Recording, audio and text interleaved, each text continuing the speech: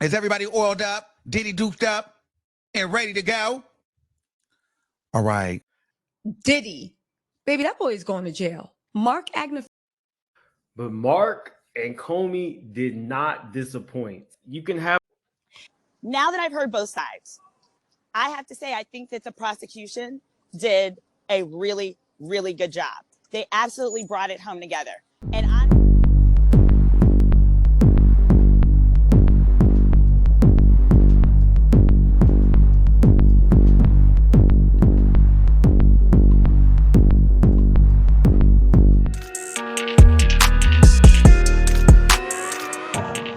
So, is everybody oiled up, Diddy duped up, and ready to go?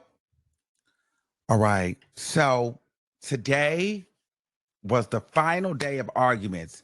Monday, the jury will get their instruction. They will begin to deliberate. We are coming down to the end.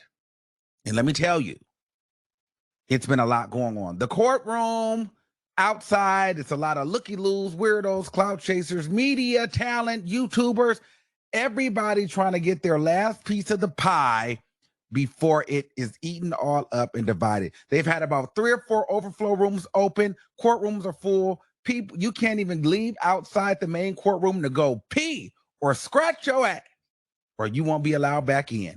It's gotten that intense. It's gotten that locked up. Okay? People are arguing and fighting in the mornings.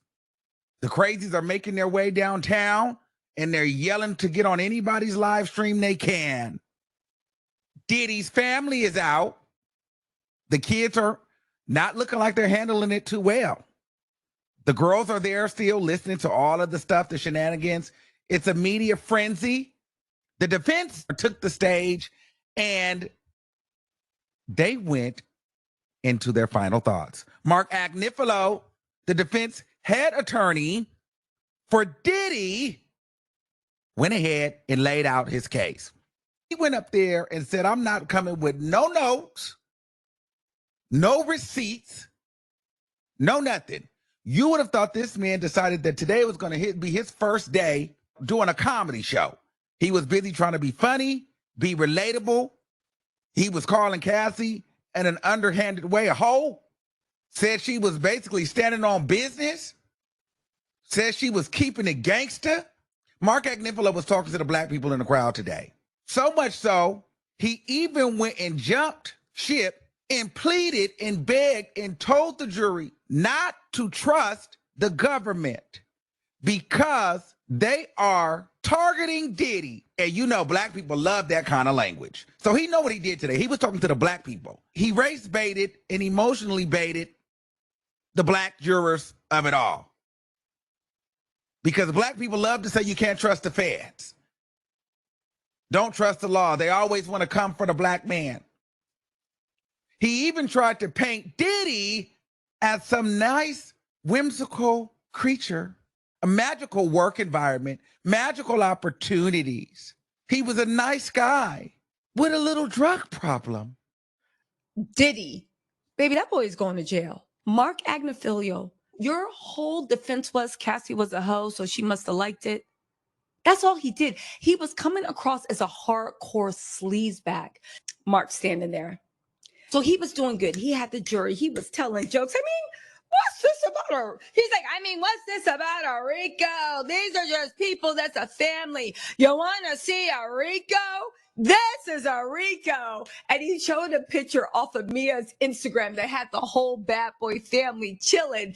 And they're like, does that look like a Rico to you? And I said, it does. I saw season 1 and 2 of Narcos. Pablo Escobar had the best family portraits there could be. Mark Agnew tried to make us reimagine the Cassie tape.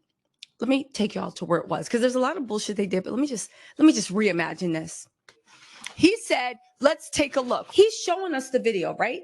And we see Cassie running out the room barefoot for her life. Now let's pause it right here. And you see Cassie just mid barefoot going to the elevator. And I'm like, where's he going with this? He's like, now look very closely, just zoom in on that.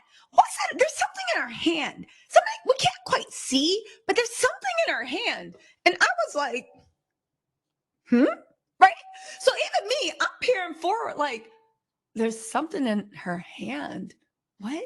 So I'm peering forward. Like, where's he going this? He's like, no, play it 2 more seconds. She takes 2 more steps. Right there. Right there. He's pacing. I really don't know what to call it, but there's something in her hand. If you can see it, there's something in her hand. And I was like, there ain't ish in Cassie's hand except maybe her cell phone, because when Diddy yanked her backwards and drop kicked her, right? You saw like a phone or a lighter or something scatter. It might have actually been a lip gloss. The point of the matter is, Mark Agnifilio was trying to erode doubt so much. It's almost like he wanted us to believe that Cassie had a gun, or Cassie was like trying to steal money. I don't know. He was trying to create reasonable doubt, but what reasonable doubt, stupid? Whatever was in her hand when Diddy knocked her over and drop kicked her, right? It fell down and Diddy didn't try to pick it up. So whatever was in her hand, it wasn't a value. It wasn't Diddy. It wasn't a hammer. So like, what are we doing? What are we doing, Mark Agnifilio? I guess he was trying to create doubt in the jury, but even the jury was looking at him like, fool, we already know what it is. But Mark and Comey did not disappoint. You can have a legacy, whatever the case may be. People want to know why I don't like Diddy. I don't like men who put hands on women. That's just, it is what it is. In terms of this case, like I said, I'm going to try to do my best to give it to you guys unbiased, but I don't like Diddy. I don't. If Diddy was going around beating on everybody, then I would be like, okay, he has a problem. He has a violent temper. But you literally, like Comey said, you beating up on your girlfriends. You're not beating up on everybody. And when it comes to a nigga, you showing up with a gun, or you got a weapon, or you got an entourage. I don't see these qualities. Celebrities are the same as us. They have money, but that doesn't mean they're just going to give you money. They can still funk up the bathroom with poop. They still have to eat.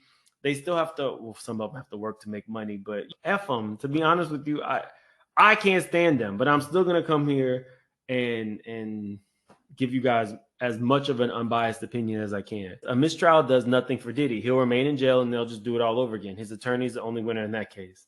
Drain him. Drain him. Drain him.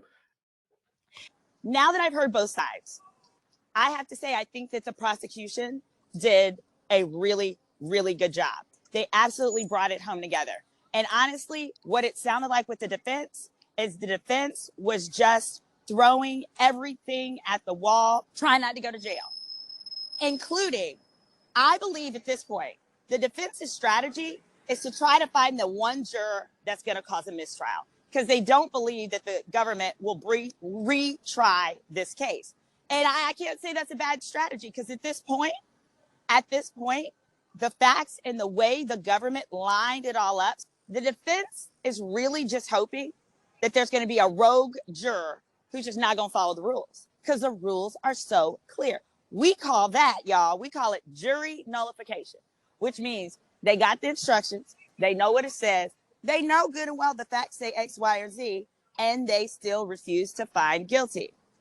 So here's the big thing with the defense today with Marks. They try to paint everything as consensual, as toxic relationships, toxic love affair. And there's nothing to see here, guys. No big deal. But what the government did yesterday was they clarified that with the trafficking count for Jane or for Cassie, you can find that they actually consented to freak offs 99 of the times. You only have to find one time that either Cassie or Jane was not agreeing, and therefore it was not consensual. Well, that's going to be a hard thing for the defense to do, and they really could not put up any explanation of how the hotel beatdown was consensual. Yes, they called it domestic violence, but the problem is that hotel beatdown actually satisfies the one incident of force. Remember, all they had to show was one incident that she didn't want to agree to. Well, the beatdown happened in the middle of a freak off. That's why it's not just simply domestic violence, because it happened during the middle of the freak off. The guy was sitting there butt naked on the bed, and he dragged her back into the room. So what Mark would have needed to present is something that said, oh, that freak off, that incident, that fight was one in which she consented to. And you can't do that. There's just no freaking way. The prosecution did a good job of establishing the co-conspirators. They used the words. They said the co-conspirators were KK, were D-Rock. KK cleaned up the hotel rooms. They talked about D-Rock. After he beat on Cassie real bad, D-Rock went and got her. One of the security guards got her, put her in a hotel, made her stay there until her bruises went away. They talked about all the different, getting the substances.